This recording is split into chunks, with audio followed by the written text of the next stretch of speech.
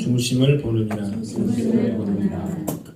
사무엘서를 우리가 계속 생각하고 있습니다. 사무엘상 15장에는 사무엘이 이제 아말렉 사건으로 인해서 하나님께서 사무엘을 왕으로 세우신 것을 후회한다고 했어요. 그리고 내가 내 마음에 맞는 다른 사람을 왕으로 세우겠다. 그런 말씀을 하나님이 하셨습니다.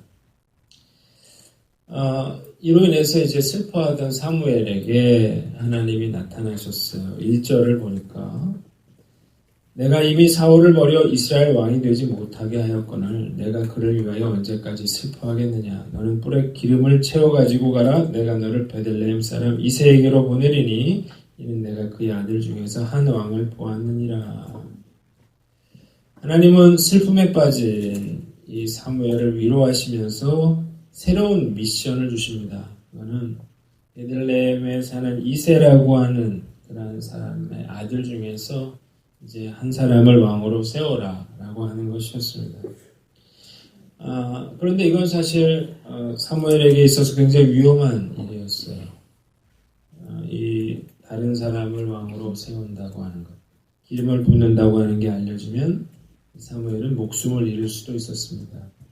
하나님이 말씀하시기를 남송아지를 하나 끌고 가서 여호와께 제사를 드리러 가는 것처럼 하라. 그렇게 말씀하세요. 그래서 사무엘이 암송아지를 끌고 베들레헴에 갑니다. 그러자 그 성의 장로들이 두려워했어요. 그 이유는 그들도 아말렉 사건에 대해서 알고 있었거든요. 그래서 두려워했는데 사무엘이 그들로 하여금 이제 안심을 시키는 거예요. 왜냐하면 이 일로 인해서 그들에게 어떤 호환이 있을까 두려웠던 것이죠. 이제 제사가 시작이 됐습니다. 그래서 이새의 아들들이 불려오게 돼요. 사무엘은 이 장자 엘리압을 딱 보자마자 이 사람이 바로 하나님이 택한 왕이로구나 그런 생각을 했어요. 그 이유는 그가 굉장히 잘생기고 키가 컸기 때문입니다. 그런데 하나님께서 그는 아니라고 했어요. 영모와 키를 보지 말라고 했어요. 아들들이 한 사람씩 지나가는데 7명이 지나갔는데 보니까 그 안에는 하나님이 택한 사람이 없었습니다.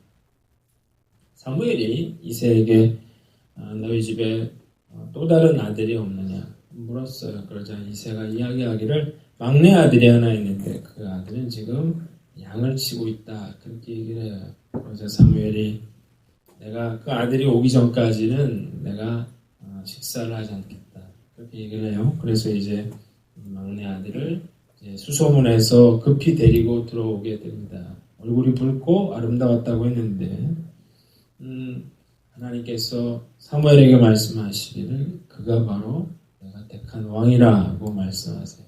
그래서 사무엘이 그에게 이제 기름을 부었더니 다윗에게 성령이 임했고 그리고 사무엘은 라마로 돌아가게 됩니다. 반면에 이 사울 왕에게는 이제 하나님이 성령을 거두어 가십니다. 그러자 사무엘은 악령으로 인해서 고통을 받게 되는데 이를 본 신하들이 수금을 잘 타는 사람을 추천을 해요. 그러면 좀 나을 거라는 거죠. 그래서 이 사울이 허락을 해서 이제 하나를 데려오게 하는데 소년 하나를 데려오게 하는데 그 사람이 바로 다윗이었다는 거예요. 다윗이 사울을 위해서 수금을 연주했더니 악령이 사울에게서 떠나고 또 그의 마음이 상쾌해졌다고 하는 것이 오늘 우리가 읽은 본문의 내용인데요. 우리는 본문을 통해서 세 가지 교훈을 얻을 수가 있습니다. 첫째는 촛대를 옮기시는 하나님이라고 하는 거예요. 한번 따라합시다. 촛대를 옮기시는 하나님. 자, 1절에 보니까 이 하나님께서 이제 선언을 했어요. 내가 사울을 왕으로 세운 것을 후회한다고 했어요. 그리고 새로운 왕을 세우라고 그렇게 하나님은 사울에게 말씀하십니다. 자, 오늘 본문을 보니까 하나님이 사무엘에게 뭐라고 했어요? 내가 그를 위해서 언제까지 슬퍼하느냐? 그렇게 물으십니다. 자, 왜 사무엘이 이토록 이 사울을 위해서 슬퍼했을까? 우리가 한번 생각을 해봐야 됩니다. 그 이유는 이 사울을 왕으로 세운 사람이 바로 자기거든요. 사무엘이 직접 그를 왕으로 세웠어요. 사무엘상 9장에 보면 이 사무엘과 사울이 어떻게 만나나요? 이 사울의 아버지가 그 암나기들을 잃어버리거든요. 그래서 그걸 찾다가 결국 그걸 묻기 위해서 이제 사무엘을 찾아오게 되는 거죠. 사무엘은 사울이 바로 하나님이 택한 왕이라는 걸 알았어요. 그래서 그에게 기름을 부어서 그를 초대 왕으로 세웁니다. 그러니까 직접 왕으로 세웠어요. 큰 기대가 컸단 말이에요. 그런데 이 사울이 하나님께 불순종했어요. 또 사무엘의 말도 듣지 않았어요. 결국 하나님께 버림받았다고 하는 것은 이 사무엘에게 있어서 굉장히 큰 아픔이고 슬픔이었다는 것입니다. 목사로서 이 사무엘의 심정이 참 이해가 갑니다. 목회자 가장 고통스러울 때가 언제냐면 믿음으로 세운 성도들이 믿음을 잃어버리고 또 죄를 짓고 무너져 내리는 걸 볼 때 가장 큰 슬픔을 느끼게 되는 거예요. 자, 우리 교회 한 분 한 분 참 귀하지 않은 분들이 없다고. 정말 열심히 전도했고 100명을 전도하면 그 중에 뭐 10명 미만으로 그렇게 남는 분들, 그리고 그 중에 또 제가 시험 공부를 뭐 한두 달 한 것도 아니고 1년씩 2년씩 뭐 거의 한 3년씩 이렇게 해서 한 분씩 그렇게 사람들을 세웠는데 만약 이런 분들이 믿음을 놓치고 또 무너져 내리고 죄를 짓고 방황하게 되면 참 목사로서는 큰 슬픔과 고통을 느끼게 된다고 해요. 목회자가 기대하는 바가 다른 게 아니에요. 목회자가 기대하는 건 성도들이, 내가 정말 섬겼던 성도들이 믿음으로 잘 서가는 것을 보는 것, 그가 하나님께 귀하게 쓰임받는 걸 보는 것, 정말 큰 기쁨이죠. 그런데 사울처럼 하나님이 이렇게 촛대를 옮기시는 버림받은 사울을 생각할 때 정말 마음이 아플 수밖에 없는 것입니다. 여러분들 대부분은 제가 정말 정성을 다해서 섬긴 그런 분들인데요. 여러분들은 저에게 이런 고통을 주지 않으실 줄 믿습니다. 너무 큰 슬픔이에요. 자, 이 사무엘은 그래서 이제 새로운 소명을 받고 이제 이세 아들에게 이제 기름을 부어 왕으로 세우는 일을 해야 되는데 이 일이 알려지면 이제 그 목숨을 잃을 수도 있었다는 거죠.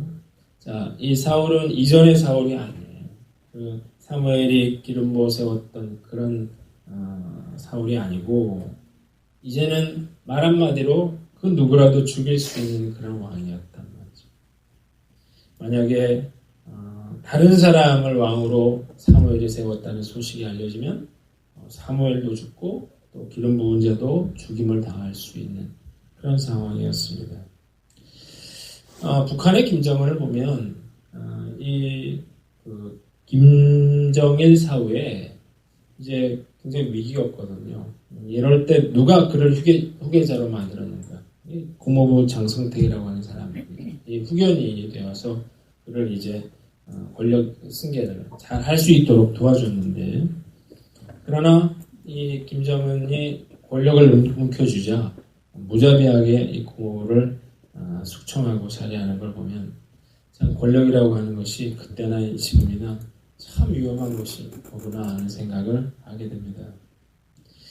자, 하나님은 이런 사울 대신에 하나님 마음에 합한 사람에게 기름을 부어서 왕으로 세우려고 이제 하시는 거예요. 이걸 보고 가리켜서 촛대를 옮기셨다 이렇게 표현하는 것입니다.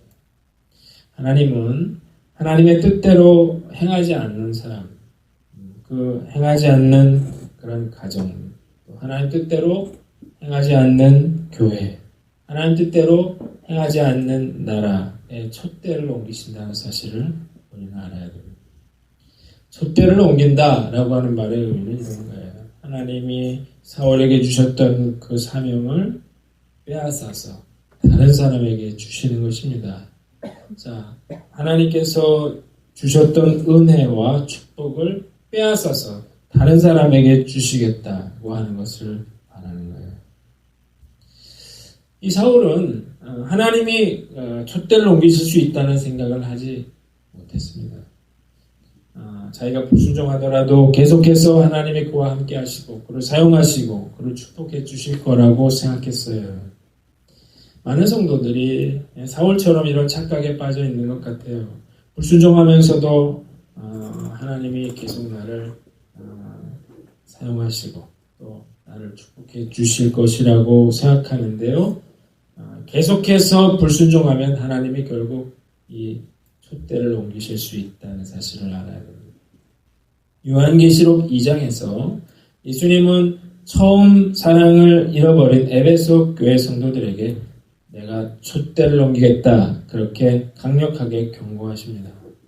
계시록 2장 4절로 5절을 보면 그러나 너를 책망할 것이 있나니 너의 처음 사랑을 버렸느니라. 그러므로 어디서 떨어졌는지를 생각하고 회개하여 처음 행위를 가지라. 만약 그리하지 아니하고 회개하지 아니하면 내가 내게 가서 내 촛대를 그 자리에서 옮기리라고 말씀했습니다. 예수님은 에베소 교회의 촛대를 옮겼어요.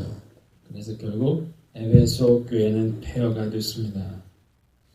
영국과 유럽에 하나님께서 많은 그런 엄청난 부흥을 부어주셨는데요. 그들이 첫마음을 잃어버리자 신자들은 모두 떠나고 지금 교회마다 비어가고 있습니다. 그리고 그 큰 교회는 관광지로 전락해 가고 있습니다. 하나님은 그 촛대를 어디로 옮겼습니까? 미국으로 옮겼죠. 이 미국 그래서 18세기, 19세기, 20세기 엄청난 부흥을 경험하게 됩니다. 전 세계에서 가장 강력하고 부강한 그런 나라가 됐어요. 그런데 지금 이 미국의 교회가 흔들리고 있습니다. 위기를 맞고 있습니다. 은혜의 촛대가 옮겨질 그런 상황 가운데 있는 것입니다. 대한민국도 마찬가지죠. 이 못 살던 나라에 폐허가 된 나라에 하나님께서 엄청난 부흥의 역사를 부어주셨어요. 그래서 세계를 놀라게 하는 그런 나라가 됐는데 교회가 점점 쇠락하고 큰 위기를 맞고 있다는 것입니다. 촛대를 옮기시는 그 주님을 기억하면서 우리는 두려워할 줄 알아야 합니다. 하나님이 촛대를 옮기시면요, 아무리 교회가 크고 아무리 성도가 많아도 아무런 의미가 없다고 하는 거예요. 이슬람에는 메카라고 하는 종교의 중심지가 있습니다. 사우디아라비아에 메카가 있어요. 여기는 마호멧이 태어난 그런 곳이에요. 모든 무슬림은 평생에 한 번은 반드시 그 메카를 가야 되고 그리고 하루에 5번씩 그 메카를 향해서 절을 해야 됩니다. 그런데 기독교에는 메카가 없어요. 예수님 탄생하신 그 예루살렘도 바울이 전도했던 소아시아도 기독교의 메카가 되지 못했습니다. 다른 그런 종교인들의 땅이 됐어요. 그 이유는 뭔가요? 하나님이 그 촛대를 옮기셨기 때문입니다. 저는 우리 한인교회가 50년, 100년 이어져야 한다 이렇게 생각하지 않습니다. 하나님이 옮기시면 그냥 무너져 내리는 거거든요. 아무런 의미도 없는 거거든요.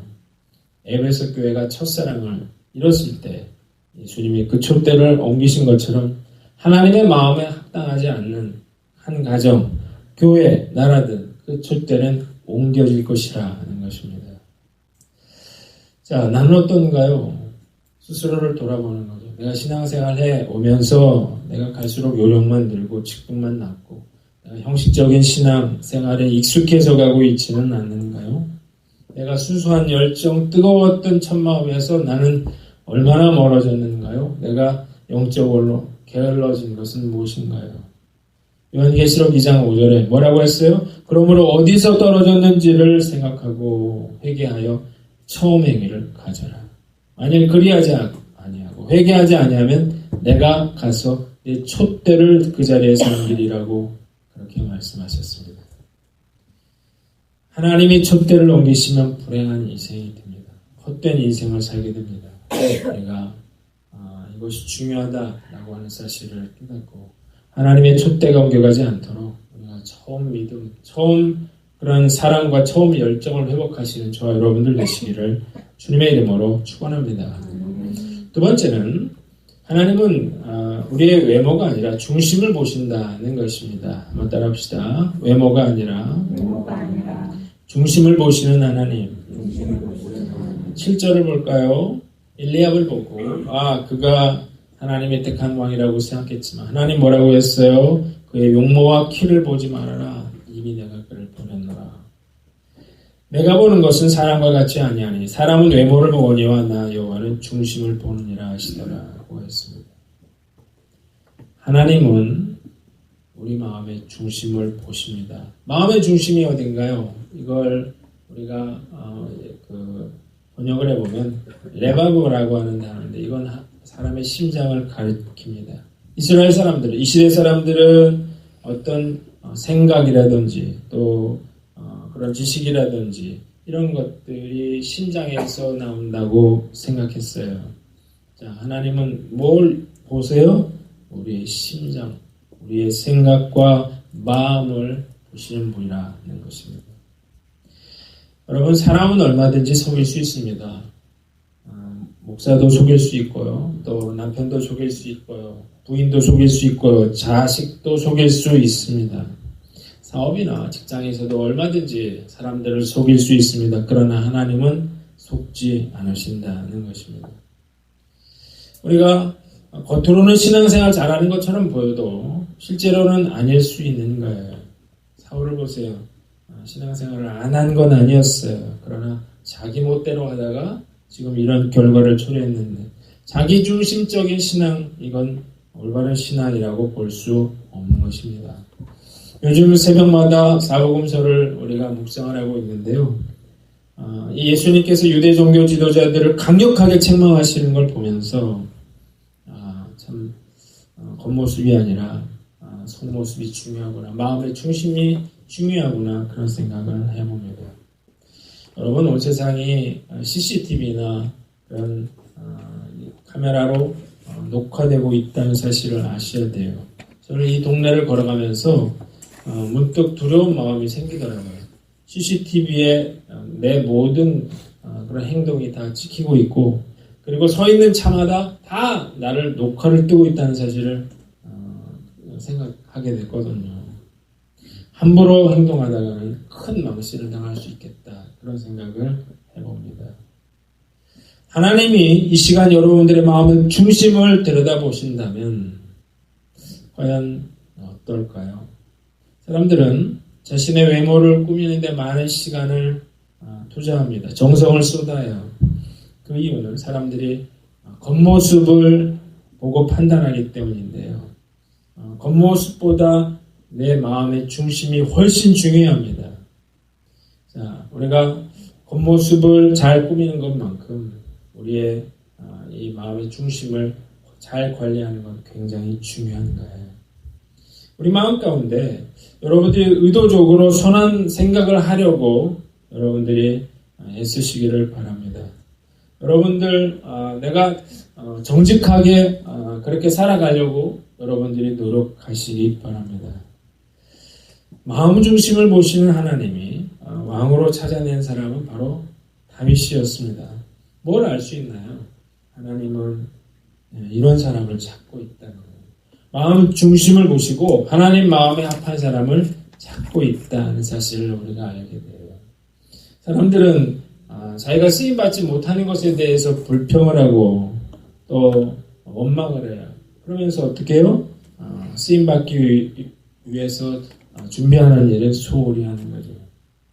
여러분, 다윗이 언제 내가 왕이 되려고 노력했나요? 아니에요. 하나님이 그를 찾아서 왕의 자리에 하나님이 앉히신 거예요. 한 번도 이 다윗은 자기가 왕이 돼야 되겠다 생각해 본 적이 없었습니다. 요즘에 금수저, 흑수저라는 말을 많이 해. 내가 부모 잘못 만나서 이렇게 불행하다 생각하는 거예요. 나를 끌어줄 사람이 없다고 원망하는 거죠. 그러나 제 생각은 달라요. 흙수저라 하더라도 하나님이 들어서 쓰시면 그 무엇이라도 될 수 있다. 저는 그렇게 생각하는 것입니다. 내가 흙수저라 안 되는 게 아니라 중심을 보시는 하나님의 마음이 합당하지 않기 때문에 그래서 쓰임받지 못하는 것입니다. 자, 한번 따라합시다. 작은 일에 충성하라. 자, 하나님이 다윗을 왜 택했는가? 다윗 위대한 일을 한 게 아니었어요. 다윗이 왜 그 자리에 없었어요? 다윗이 지금 양을 치고 있었거든요. 다윗이 한 일은 자기에게 맡겨준 일, 작은 일이었습니다. 사람들은 큰 일을 하고 싶어해요. 뻔뻔하는 일을 하고 싶어합니다. 여러분, 하나님께 쓰임받기를 원한다면 작은 일에 충성하시기를 바랍니다.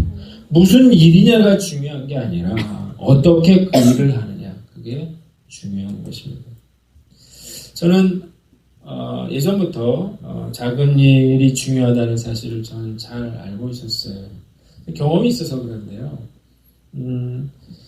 제가 직장 생활을 할 적에 여러 가지 시간도 안 맞고 봉사하기 어려운 그런 상황이었습니다. 근데 어떤 분이 저에게 뭘 부탁을 했냐면 이 최상현 선생님이 하고 있는 이런 걸 부탁을 했어요. 지금은 영상으로 이렇게 하지만 그때는 OHP 필름을 넣고 그리고 거기 올려가지고 띄웠거든요. 그러니까 지금 최상현 선생님은 이렇게 컴퓨터를 이렇게 클릭해서 띄우지만 이걸 하려고 그러면 OHP 필름이 들어있는 그런 책에서 하나씩 순서에 맞춰서 필름을 뽑아야만 됐어요. 그걸 올려서 쓰고 그리고 나서 나중에 다시 그걸 끼워 넣는 그런 일들을 제가 했어요. 아무도 악기를 연주하는 일도 아니고 노래를 하는 일도 아니고 앞에 나서는 일도 아니고 아무도 하려는 사람이 없었기 때문에 저에게 미안해하면서 그걸 해달라고 했습니다. 제가 이제 그거를 했거든요. 그걸 한 몇 년 했던 것 같아요. 그런데 놀랍게도 제가 나중에 알았죠. 제가 그 교회에 예배 인도자로 세워졌습니다. 이게 놀랄 만한 일인 건 뭐냐면 그 교회는 음악 전공한 사람이 수백 명 되는 교회고 목회자가 한 40명 가까이 되는 그런 교회였음에도 불구하고 평신도였던 내가 예배를 인도하는 그래서 수예배라든지 금요철이라든지 주일 저녁 예배를 인도하는 그런 일을 하게 되더라는 거죠. 저는 지금도 큰일 아니고 작은 일을 열심히 하려고 합니다. 설교 준비 이런 것뿐만 아니라 성경 공부 또 전도 나가는 거 또 저는 청소도 열심히 하려고 그래요. 교회를 개척하고 10년이 지났는데 제가 계속해서 하고 있는 일은 새벽 예배 차량 운행입니다. 이 차량 운행이 굉장히 좀 힘들어요. 그 이유가 뭐냐면 절대 펑크 내서는 안 된다는 거고 그리고 진짜 1분도 늦어서는 안 된다. 매일매일 정확한 시간에 그 차를 대야 되는 그런 부담이 있어요. 얼마든지 내가 지금 목사가 10년이나 됐는데 참 이런 일을 아직도 해야 되나 이런 생각을 할 수 있겠지만 저는 한 번도 그런 생각을 해본 적 없는 것 같아요. 뭘 하느냐가 중요한 게 아니거든요. 내가 어떤 일이든 내가 그 일에 충성하는 것이 중요하다. 그런 생각을 저는 하고 있는 것입니다. 여러분, 나를 크게 써달라고 하나님께 요구하기 전에 먼저 작은 일에 충성하는 모습을 하나님께 보이시기를 바랍니다. 교회를 위해서 정말 간절한 마음으로 중보기도하는 일 하나님 기뻐하십니다. 주방에서 내가 그렇게 섬기고 봉사하는 일 하나님이 기뻐하십니다. 어린아이들을 돌보고 가르치는 일 그걸 하나님이 보고 계십니다. 내가 인내하면서 교제하면서 섬기고 있는 그 작은 일을 하나님이 지켜보고 계신다는 거예요. 작은 목동이었던 다윗을 하나님은 왕으로 세우신 이유가 바로 여기에 있다는 거예요. 우리가 무엇이든 나에게 맡겨준 작은 일에 충성하는 저 여러분들 되시기를 바랍니다. 두 번째는 하나님의 마음을 사랑하는 거예요. 한번 따라합시다. 하나님의 마음을 사랑하는 하나님의 마음을 얻는 것이 중요해요. 다윗은 하나님의 마음에 합한 사람이었어요. 사람들은 사람들의 마음을 얻으려고 노력을 하지요. 우리 청년들 보면 취직하기 위해서 정말 수단과 방법을 가리지 않는 걸 봐요. 좋은 옷을 입고 심지어는 뭐 성수술을 하고 청탁을 하고 사람을 이렇게 그런 여러 가지 방법을 사용하는데요. 저는 그거보다 더 중요한 건 하나님의 마음에, 하나님의 눈에 드는 것이다 라고 생각을 합니다. 내가 하나님 마음에 들기만 하면요, 하나님은 나를 정말 지구 끝까지라도 가서 나를 찾아서 그렇게 그 사람을 사용하시리라고 저는 믿습니다. 저와 여러분들이 하나님이 찾으시는 바로 그 한 사람 되시기를 주님의 이름으로 축원합니다. 마지막으로 하나님이 여호와의 영을 부어주셨다는 거예요. 한번 따라합시다. 여호와의 영을 부어주셨다. 자, 13절 14절을 보세요. 사무엘이 기름불 병을 가져다가 그의 형제 중에서 그에게 부었더니 그날 이후로 다윗이 여호와의 영에게 크게 감동되니라. 사무엘이 떠나서 라마로 가니라. 여호와의 영이 사울에서 떠나고 여호와께서 부리시는 악령이 그를 번뇌하게 한지라. 자, 사무엘에게 기름 부음을 받은 사람 보니까 하나님의 성령의 영이 그에게 부어지는 것을 봅니다. 자, 왜 하나님이 성령의 영을 부어주셨나요? 그래야만 성령의 영을 받아야만 그가 왕으로서 나라를 다스릴 수가 있었기 때문이에요. 자, 성령 받은 다윗은 어떻게 됐나요? 가는 데마다 하는 일마다 형통했습니다. 그리고 결국 통일 왕국을 이루고 역사상 가장 위대한 왕이 됐어요. 사울은요, 반면에 안타깝게도 여호와의 영이 어두워졌어요. 여호와의 영이 그를 떠났습니다. 자, 사울은 여호와의 영이 떠나자 악신이 그를 번뇌하게 하는 그런 고통을 받게 됩니다. 이 사울의 첫 출발은 굉장히 영적으로 시작을 했어요. 사울이 왕으로 세워졌을 때, 기름 부음을 받았을 때 역시 어떻게 해요? 그에게 성령의 능력이 부어졌거든요. 성령의 능력을 받은 사울, 왕으로서의 그런 사역을 감당할 수 있었습니다. 자, 그러나 그가 하나님 말씀을 버리고 제멋대로 불순종하다가 결국 그 하나님의 영이 어두워졌다는 거예요. 왜 그가 육의 사람으로 전락하고 말았는가? 하나님께 순종할 줄 몰랐던 거죠. 사람을 하나님보다 더 두려워했던 거죠. 물질에 대한 욕심이 있었던 거죠. 자기 중심적이고 정욕적이었기 때문입니다. 자, 우리는 이 사울처럼 되지 않도록 늘 깨어 있어야만 합니다. 처음에 우리가 은혜를 받고 교회에 열심을 내고 또 열심히 신앙생활을 하다가 점점 열심히 식어지고 세상으로 가는 그런 성도들이 있습니다. 처음에는 기도도 열심히 하고 전도도 열심히 하고 봉사에 앞장서다가 점점 뒤로 처지는 그런 성도들이 있어요. 처음에는 물질로도 몸으로도 헌신하면서 열심을 다하다가 점점 인색해지는 그런 성도들이 있습니다. 처음에는 무엇이든 순종하겠다는 마음을 가졌다가 점점 불순종하기 시작하는 성도들이 있어요. 여러분들은 어떤가요? 만일 내가 그렇다면 나는 매우 위험한 상황 가운데 있다는 사실을 우리는 알아야 됩니다. 불순종하면서 제멋대로 행동하던, 그래서 하나님의 말씀을 버린 사울에게 하나님도 자기 영을 거두셨어요. 그 결과가 뭐예요? 그에게 악심이 임했다는 것입니다. 번뇌했다는 거예요. 여러분, 뭘 알아야 됩니까? 영적인 중간지대가 없다는 거예요. 성령 충만하지 않으면 그 육의 사람이 된다는 사실을 오늘 본문은 우리에게 보여줍니다. 성령 충만하지 않으면 악령의 공격을 받게 된다는 사실을 우리는 깨닫게 되는 거예요. 저는 신앙생활에 있어서 가장 중요한 것은 내가 믿음이 떨어졌을 때 어떻게 하느냐가 가장 중요하다고 생각합니다. 시험에 들지 않는 사람은 한 사람도 없어요. 저도 마찬가지로 다 시험에 듭니다. 중요한 건 내가 시험에 들었을 때 어떻게 다시 믿음의 자리로 갈 것인가, 이것이 중요한 거예요. 여러분, 왜 교회에서 기도를 강조하나요? 왜 말씀을 읽으라고 하나요? 왜 예배가 중요하다고 하나요? 결국 이런 것들이 무너지면 육의 사람이 되는 거예요. 이런 것들이 무너지면 사단의 공격을 받게 되고 시험을 받게 되거든요. 그래서 교회는 계속해서 성도들로 하여금 말씀을 바라보게 하고 예배에 담을 쌓게 하고 기도의 자리로 나아오도록 하는 것입니다. 요즘 신약 성경 통독이 진행되고 있는데요. 저는 여러분들에게 저 뒤에 이제 스티커 붙이라 뭐 그런 얘기를 하는데, 저거는 내가 성경책을 읽으면 붙이면 되는 거예요. 새벽기도 꼭 나와야만 되는 건 아닌데, 새벽기도 한 번이라도 나오는 걸 나는 여러분들에게 권장하고 싶은 건 뭐냐면, 이게 영적인 방해가 있기 때문에 그게 한 장이 안 읽어지는 거거든요. 한 구절이 안 읽어지는 거거든요. 그런데 한 번이라도 나와서 성경책을 읽으면 그게 이제 해제가 된다고요. 그래서 성경책을 읽을 수 있는 그런 사람이 된다고요. 여러분, 지금까지 신앙생활하면서 단 한 번도 성경책 못 읽어본 사람들이 얼마나 많아요. 영적인 방해가 있어서 그러는 것입니다. 이번에 여러분들이 내가 한번 해봐야 되겠다, 그렇게 결단하면 얼마든지 할 수 있는 그런 기회라고 저는 생각해요. 자, 영적인 중간은 없어요.